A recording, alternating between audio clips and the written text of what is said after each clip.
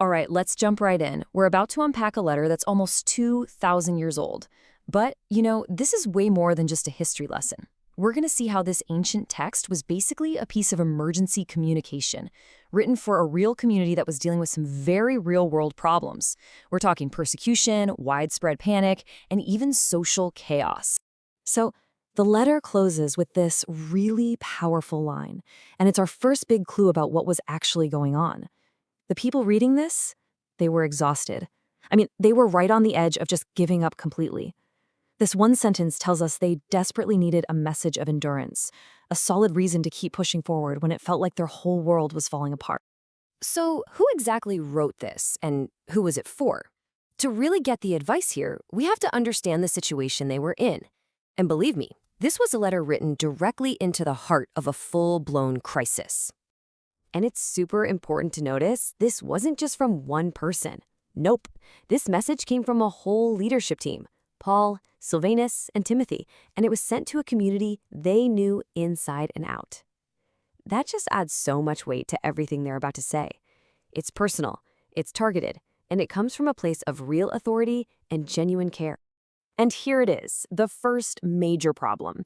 This community was under attack. The letter doesn't sugarcoat it at all. It calls it persecutions and tribulations. This isn't just some vague, abstract difficulty. We're talking intense external pressure that was causing real, tangible suffering. This is the constant background noise for everything else that's in this letter. So, how in the world do the authors respond to all this suffering? Well, they don't just offer up some kind words. They offer a promise of cosmic-level justice. And that's such a critical question, right? Because words of comfort can feel pretty hollow when people are genuinely hurting. The writers of this letter, they knew they had to give them something more substantial, something that could really anchor their hope.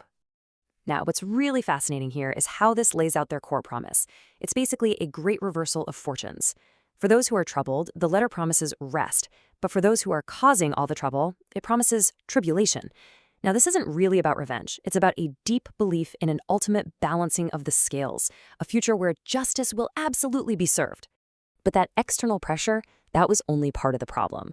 Let's move on to the next crisis, which was more like an internal firestorm being fueled by a really dangerous rumor.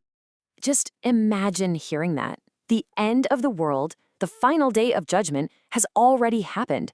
For a community that's already suffering, that news would be absolutely terrifying. It would mean they've been left behind, that everything they believed in was for nothing. The letter says it was causing them to be shaken in mind or troubled. It was pure chaos. And the response from the leadership team is immediate and it is forceful. Let no one deceive you. This isn't some gentle suggestion, it's an urgent command. They are stepping in to shut down this misinformation before it completely tears the group apart. And this is just a brilliant strategy for calming the panic. It doesn't just say, hey, don't worry. It provides a clear, logical sequence of events. The authors are basically saying, look, before the end can come, these very specific things have to happen first. A great rebellion, the revealing of this lawless figure, somebody they call the man of sin, and only after all that can the end arrive.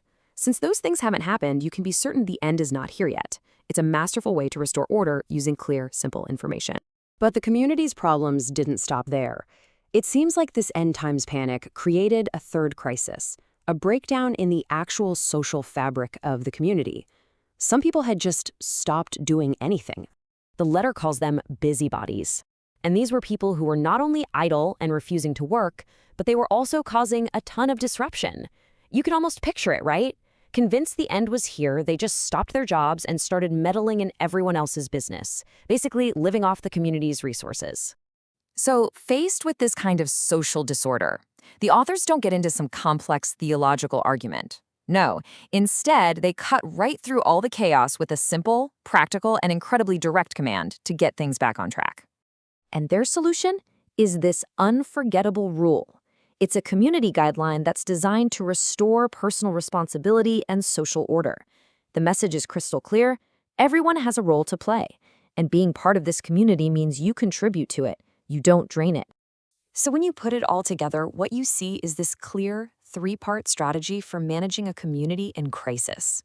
Honestly, this letter is just a masterclass in leadership under pressure. First up, it offers deep comfort, It validates their suffering, it assures them that what they're going through has been seen, and it promises that justice and rest are on the way. It gives them a real reason to hope. Second, it corrects. It confronts dangerous misinformation head-on, not with anger, but with clear, authoritative teaching. It replaces panic with a stable, logical framework that people can hold on to. And finally, it commands. It gives concrete, practical instructions to fix the social breakdown. It moves from high-level theology right down to daily life, demanding a return to discipline and mutual responsibility. And that really just leaves us with a final thought. This letter tackled external threats, internal misinformation, and social decay all at once. It just goes to show you that the challenges of holding a community together, of providing comfort against outside pressure, correcting viral falsehoods, and demanding responsibility when people are burning out, well, those challenges are truly timeless.